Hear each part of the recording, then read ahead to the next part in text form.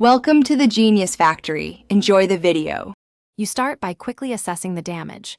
Note which pages are bent, creased, or warped. Once done, isolate those pages and prepare a gentle, humid environment. Use a humidifier or a damp sponge in a closed container to raise humidity slowly.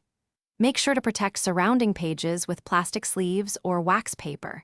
You want controlled moisture, not soaking. Now place the marked pages flat between blotting paper so they can absorb humidity evenly.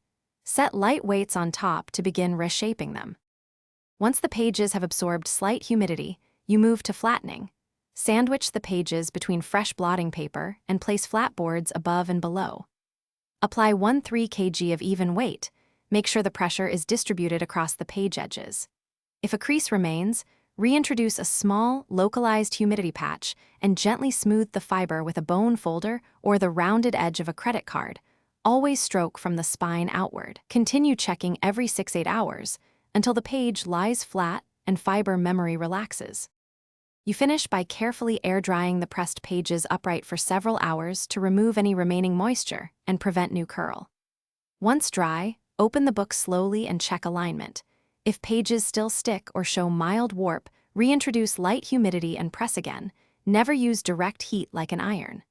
If you find small tears or friable margins, stabilize them with archival tape or paper hinges. But if the book is valuable, consult a conservator rather than risking DIY repairs. Thanks for watching. If you found this helpful, don't forget to like and subscribe.